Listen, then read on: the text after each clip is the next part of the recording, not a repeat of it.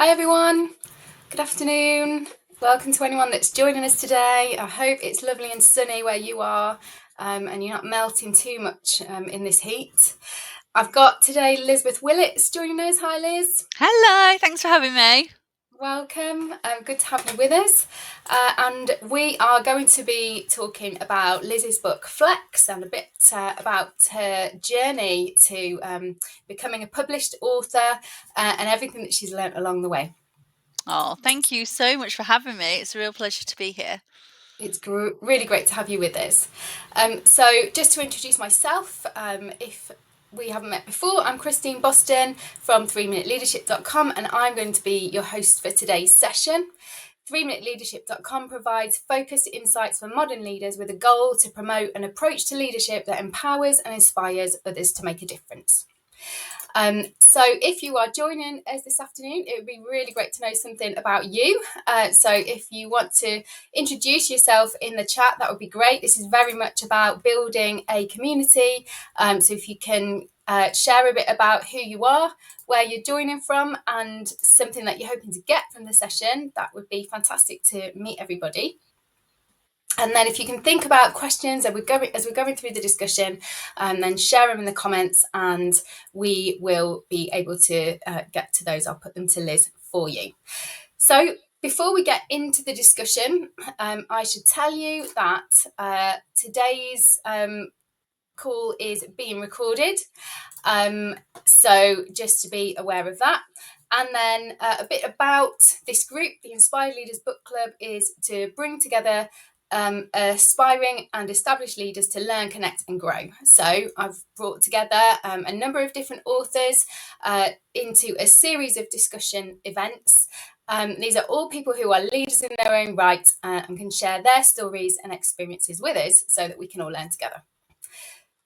In a moment, I will hand over to Liz to kick things off, and then we will have a further discussion, explore some of those experiences in more detail, and then I'd really like to ask some of your questions, so please make sure that you are sharing those with us in the chat. So, without further ado, let me introduce our speaker for this afternoon. Elizabeth Willetts is founder of Investing in Women, a female empowering job board and community helping family-friendly and forward-thinking employers hire professionals looking for fulfilling, flexible and part-time work. Liz is an experienced recruiter with over 17 years of experience, both in-house and at one of the big four, and from one of the UK's largest recruitment agencies. Liz is also a mum to two daughters, Emily and Annabelle, and a Labradoodle called Dougal. She's a passionate believer in the power of part-time and flexible work to retain women in the workplace and close the gender pay gap, which is so important to me.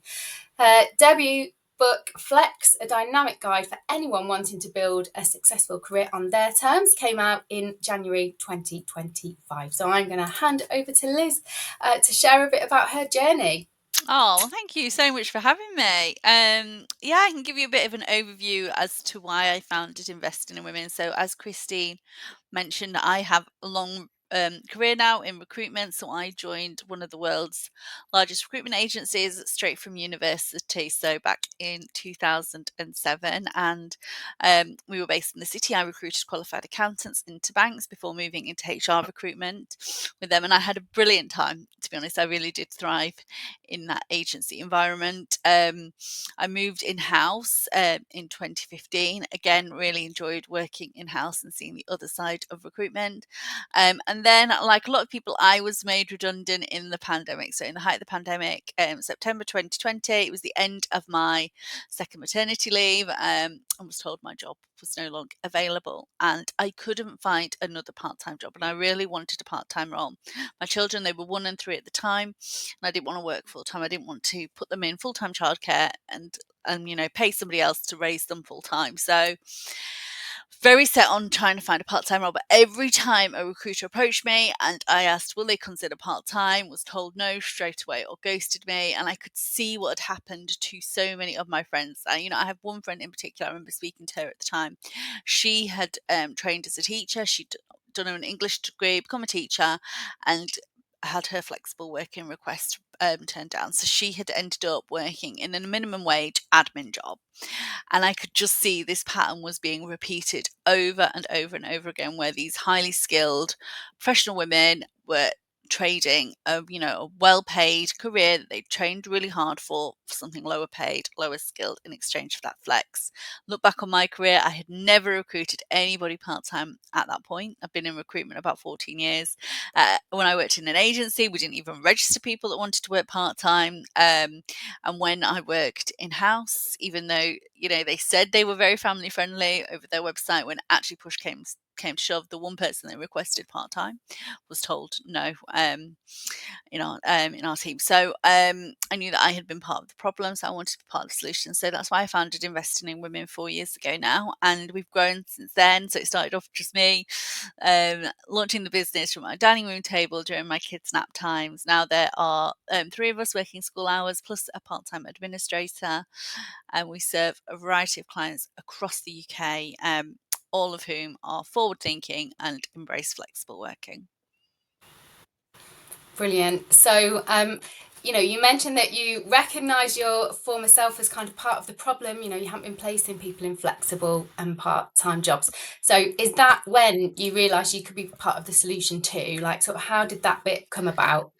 Well, that bit came about because I could see there were some brilliant people online doing amazing things, pushing the part-time agenda, which was brilliant because it was raising the profile of the issue. But when I looked at them, none of them had recruitment experience.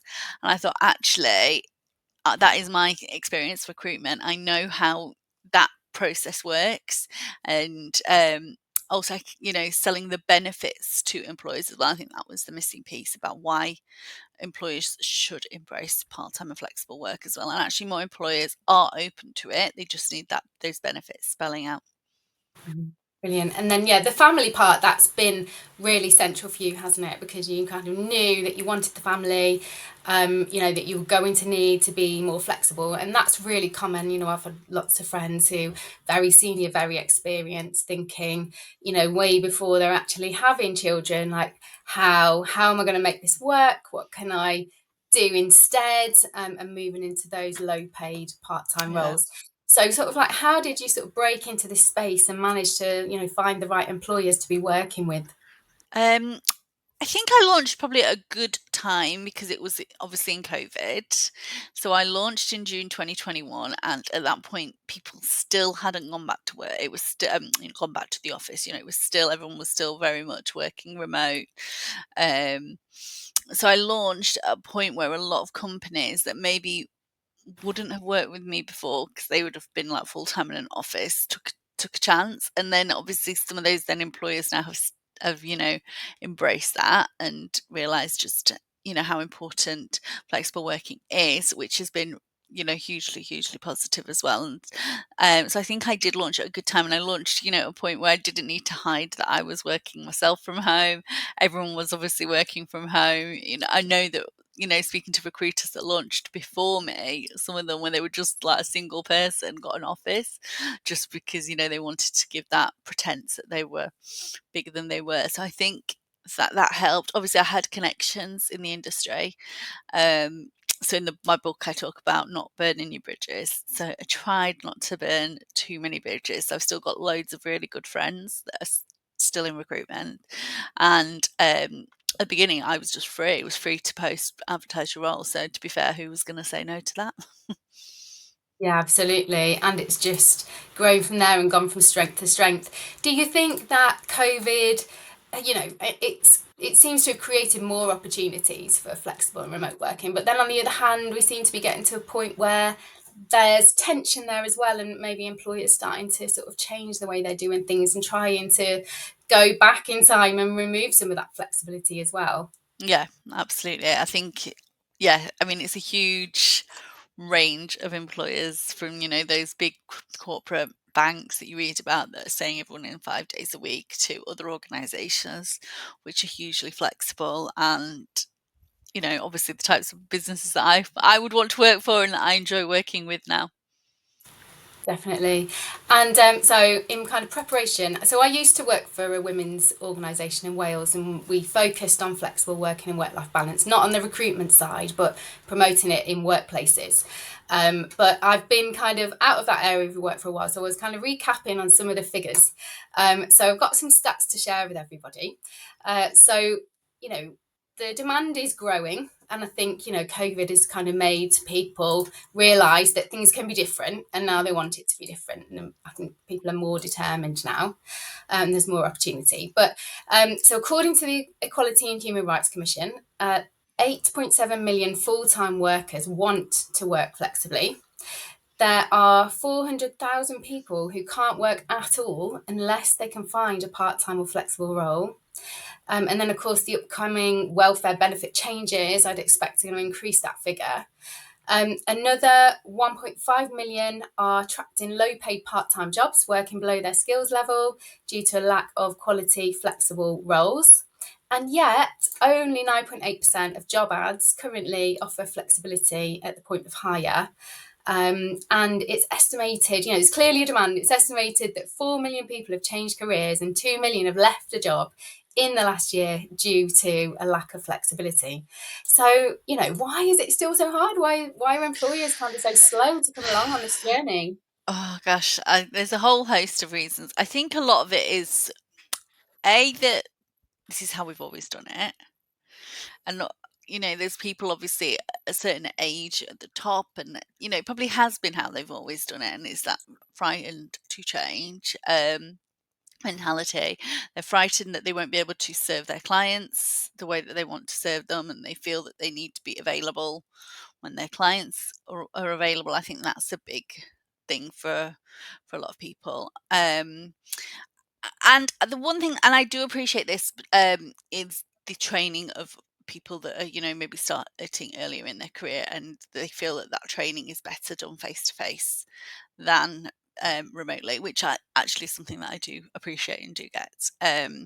Whether it needs to be done five days a week in the office remains to be seen, but I think that is something that I can appreciate as well, that two sides of the coin. But yeah, I think it's that, and I think it's that looking for something to blame, because it has been a tricky couple of years in the economy, and businesses are wanting something to blame for that, why profits are down, and it's quite easy to say, oh, it's because everyone's working flexibly. And I wouldn't be surprised if they're using it as a way to trim some of the workforce as well. So by forcing everyone back 5 days a week, they know that that's not going to suit everybody, and actually some people will leave, and that means they don't need to pay to make those redundancies. Interesting. And yeah, I've seen, again, I was at a brilliant session on the 4-day week, Yeah. and I've seen somebody posting about that today and sort of all the benefits of that. I think I ended up, because of caring responsibilities, going down to 4 days a week, which I'd really resisted because I'm very aware of the motherhood penalty. So I had really tried hard to kind of work flexibly but full time.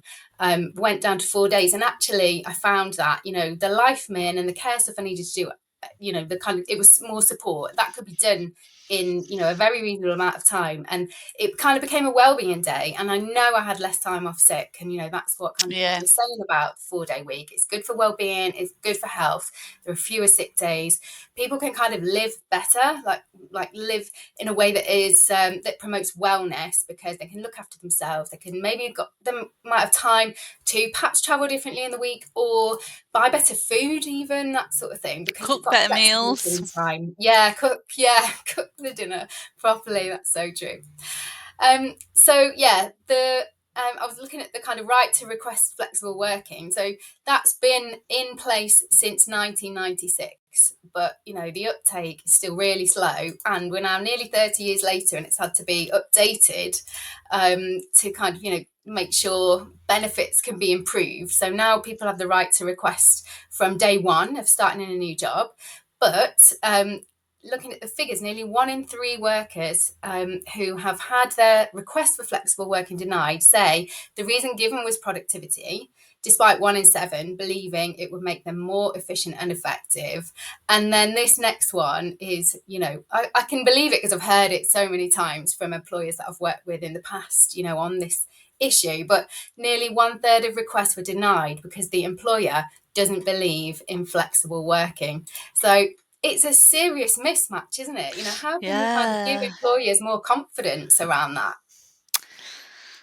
It is. I think some employees just like to micromanage really, and they like to see people and see what they're doing, because I think it just comes down to trust, just do you trust your employees or not? And obviously that comes down to hiring, taking time to hire the right person, training them, and actually thinking about how you actually measuring output as well. It's not just about seeing somebody at their desk all the time. What are they actually producing? And I genuinely believe that actually the the less time you have, the more productive you are. So I know today is my least productive day because my today is the only day my children are in childcare till 6.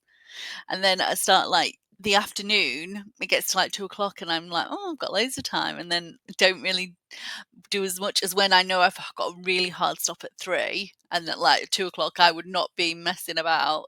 I'd be really working hard on a normal day. So I do believe there's a thing called Parkinson's law, which says that tasks expand to fill the time you give them. So if I said to you, I need this presentation doing, you've got 8 hours to do it, you're going to spend 8 hours doing it. Whereas, you're probably not going to spend solid 8 hours doing it, but you're going to give it me in 8 hours time. Whereas if I said, I've got this presentation, can you do it for me in an hour? You're going to do it for me in Yeah, an do hour. it. Yeah, exactly. Yeah, it's Yeah. so true that actually the more under pressure you are, I mean, that's what they say, isn't it? If you want something doing, ask a busy person Yeah. because they're sort of, yeah, really up to speed and they're going to find a way to fit it in. So how significant do you think it is now then that employees can ask for, make that request from day one? Do you think will that make much of a difference? I don't know if it'll make much of a difference because you've been able to ask for flexible working for a long time. You can ask for flexible working twice in a year now, which is good. And there obviously has to be a bit more onus on the employer as to why they say no. But I do think it would be good to have, I think it needs to be flipped, that all roles are open to flexible working unless the employer can really, really spell it out in those job adverts up front why that role can't be done flexibly. Yeah, I mean, yeah, The I've onus kind of is known, much more on them and they have to spell yeah, it out in black and white in those ads why it can't be done flexibly. yeah. And I've definitely known people who have submitted requests and their managers said, "Oh, we can just refuse it, can't we?" You know, even when Yeah. there's no case for a refusal, but then it gets really difficult, doesn't it? And anyone that's had a young child at home will know, like, it goes a long way. That bit of support goes a long way, and it's Yeah. leaves a bit of a bad taste, doesn't it? If you're having to kind of fight to get the flexibility so that you can do your job well. Well, people just Um, want to leave. Like you said, it just leaves a bad taste. People become yeah, unmotivated. They don't want to stay. They're not going to give their best work. And I know that not all roles, I know, I mean, I think all roles can be done flexibly in some shape or form. I know there's, roles that have to be done in person if you work in retail, for example, but that doesn't mean that they can't be done flexibly. You can have yeah, part-time job share, whatever, even just school hours or, 4 day, whatever. But I think there can be some form of flexibility offered in yeah. 90% of roles.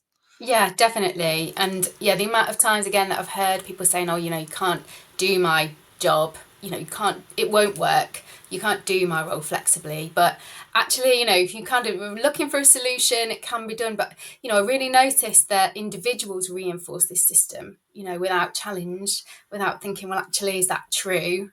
Are there Yeah. other ways? And I I wonder if knew that's of because somebody, people are a bit nervous about their job and want to feel like, they're maybe, invaluable to their business. yeah, maybe I've got a cracking example, because I had a friend who would say that to me. You know, she wanted part-time, she wanted the family, you know, so she knew she wanted to do that.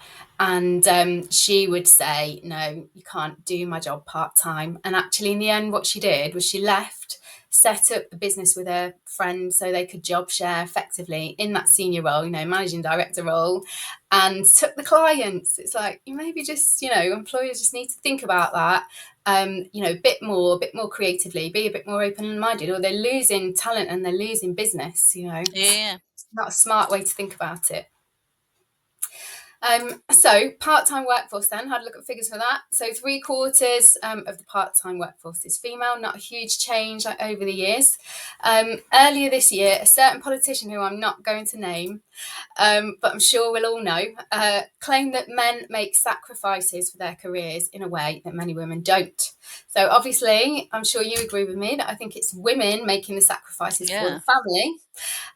And mention the motherhood penalty, it's well documented and it's a significant factor in the gender pay gap. So how, I mean, you know, that particular character could be difficult to shift the narrative, but how can we try to move the conversation away from the outdated narrative and towards the structural changes that are actually going to make a difference? So interesting that, isn't it?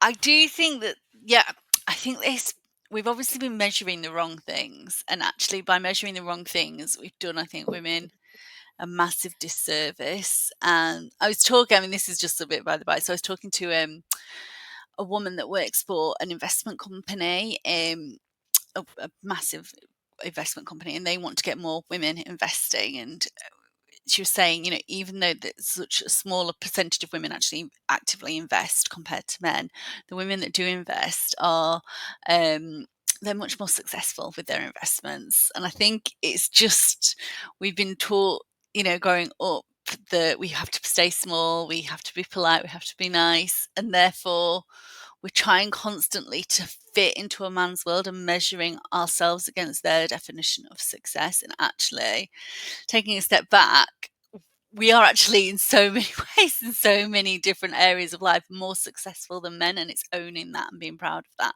And I think once that shift starts to happen, then, you know, then hopefully we'll be appreciated much more, and then we can really change the narrative of how workplaces are going to work best for us. Yeah, I mean, I think it's fair to say, you know, we're in a patriarchal culture, aren't we? And Yeah. probably as long as we're in that, there is going to be this challenge in actually, you know, changing the narrative to one that recognises, you know, the women's contribution and the value of that in all different ways and Yeah, parts of it's society. interesting. I'd read all about the I was going to say GDPR, not GDPR, the GDP and how that all came about. And it was a man that he had a woman that said, we need to measure at this point, the women, it didn't work, I think it was like the 1950s. And she was like, we need to actually measure female contribution because that's enabling you know, these men to go out to work and earn money, blah, blah, blah, but they wouldn't recognise that. So then all that sort of unpaid labour was excluded from GDP. But if you included it, I think that would have actually really benefited us as well, because you'd have seen all that unpaid contribution that so many women do, Yeah, and without it's which the definitely, world wouldn't, you know, the economy would not function. yeah, and it's definitely, you know, far more complex than men are making sacrifices for their careers and women are not. I mean, we know that. It's, yeah, obviously, you know, it's a soundbite, but Yeah. yeah, just sums it up really. Hmm. Okay, right, so onto the book. So, Oh yeah. Oh, got thank my you. You got copy it. here. Yeah, Yeah. we've It all looks a got one. different pink to mine. It's a Yeah, nice bright pink. I love the colour. It's, Oh. yeah, I love the colour. It's brilliant. But I love the book more. Really, really helpful, useful, practical guide. I especially love, I've got to mention it, like this certain bits where might get a little bit more kind of complicated and fiddly. The screenshots, they're super useful, you know, for Oh, trying to sort of like thanks. find stuff and navigate. So yeah, thanks for that. For people like me who's like, how do I, you know, how am I going to find that bit? It was really, really helpful. Oh, Um, good. and I especially liked the way you kind of started with the, you know, the kind of first exercise around, you know, reflecting on your strengths, because it's so easy to just play to not notice our strengths or play it down, particularly as women. So yeah, I found that really helpful, like the strengths finder. Yeah. It's really easy for people to have a way to kind of like look through that. Mm-hmm. So I kind of, you kind of set out in the book how it all sort of came about. But what were your thoughts when a publisher came to you? You were on a podcast, weren't you? And a publisher I was on a came to you afterwards. podcast.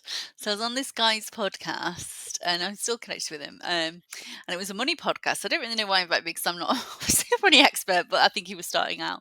And a lady from Wiley Publishing Team, which Wiley's the publisher, listened to the podcast, and she sent me an email a few days later asking if I would be interested in writing a book. And I never considered writing a book. I didn't know who Wiley were. And I sat on that email for a few days thinking it might be a bit of a like scam thing. But eventually I thought, well, I haven't got anything to lose just by replying. And it turned out it was genuine. So she said, would you write a book proposal?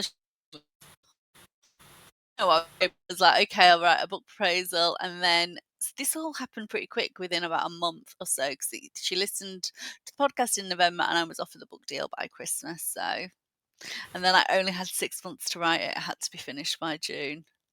Amazing. So Yeah. yeah, like what did you think? And what were your thoughts when they came to you and said, "Do you want to do this?" Were you like, "Yeah, Well, at brilliant first, no, I opportunity, wasn't, going for because I it"? was like, how am I going to fit it in? I'm running a business that's quite busy and it's taking off, and I just don't know how I'm going to do it. And I had a coach, and she's like, you've got to say yes. If you say no, you'll regret it.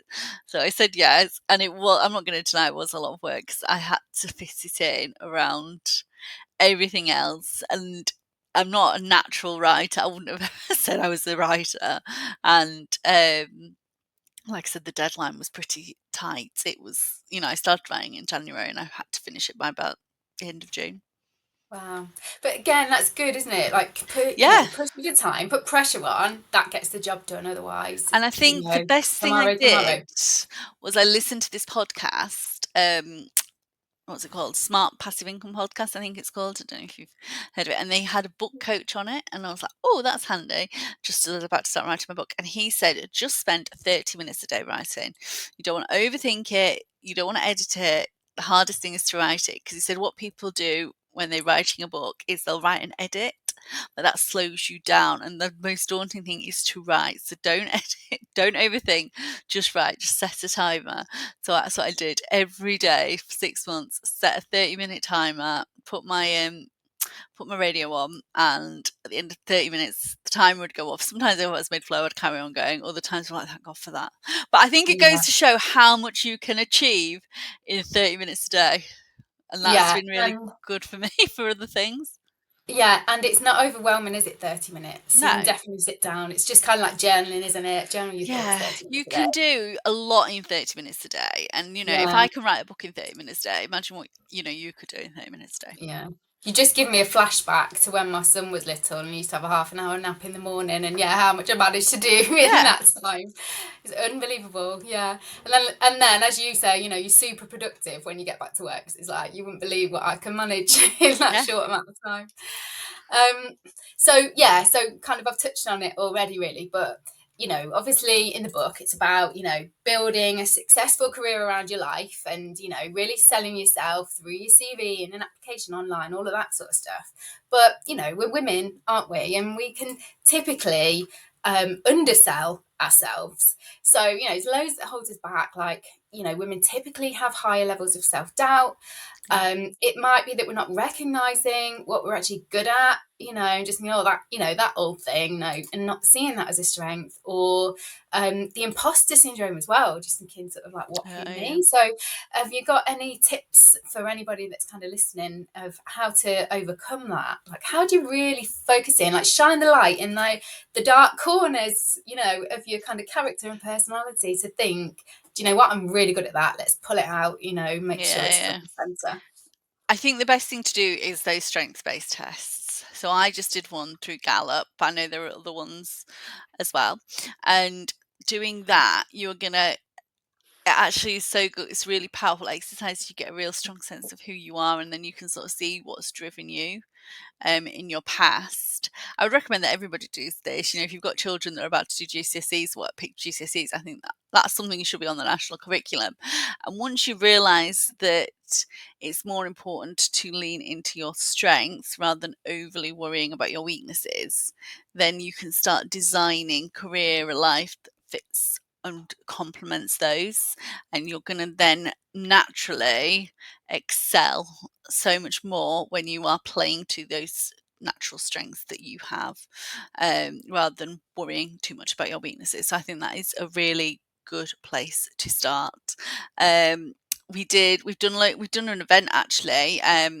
I hope you don't mind me plugging it. We've just finished this event called Momentum, where I had some brilliant coaches that came in and they did weekly sessions. And we've had some brilliant one last week with a coach called Gifty Enright, and she was doing all about imposter syndrome. So I'd be happy if anyone wants it, just send you the recording. And she, because that is something I've struggled with and I still struggle with it. And you realize, I think it's something that doesn't quite go away. But I think talking to people like Gifty, you also realize that you need to feel imposter syndrome to grow. Because if you never experience it, you're probably too comfortable and you're probably not stretching yourself. So you need to go through imposter syndrome. You need to keep going through it to get to the other side, to keep growing, to keep up leveling. And for somebody to say they never have imposter syndrome is just ridiculous. Everybody has imposter syndrome, but the key is not to let that be the thing that stops you, the thing that stops you saying no. And then I think also recognizing that it's a thing. So, Yeah. and then knowing when you're feeling it so that you can actually say, yes, thank you very much, but I'm going to carry on anyway and get over it in that way. And yeah, hopefully it kind of like calms down, because I know, lots of people have it starting a new job, don't they? And, Oh I'm going gosh, to yeah. call And out there's and a all that. thing, isn't there, that men apply for roles if they meet 60%. If they think they meet 60% of the criteria, women only apply if they meet 100%. But so if Yeah. you're listening to this, how much are you holding yourself back by waiting for you to do 100%? Yeah. And I think you You'll also never have grow. to think, if you're like, if you're brand new, it's normal to feel like that. If you're like 6 months, 12 months in and you feel like you haven't improved at all, maybe you need to have a conversation, but it's highly unlikely that will be the case, Yeah. isn't it? Okay, so salary as well. That was another thing I wanted to touch on. Like, it's a total minefield. Some companies don't disclose the salary in the job ad, and with today's job titles, that's it means you have no indication of what level the job is at sometimes. They might ask for your previous salary, but of course, like, women who might be caring, you have to sometimes take a lower salary for a while, don't you, for whatever reason.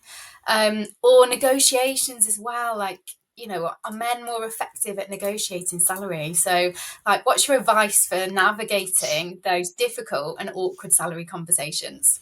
Well, my advice is definitely ask, because if you don't ask, you definitely won't get. And obviously, the first offer you get, it's probably won't be the final offer, and so there's always a bit of money left in the pot, basically, because an employer is expecting you to negotiate. So don't be afraid to negotiate.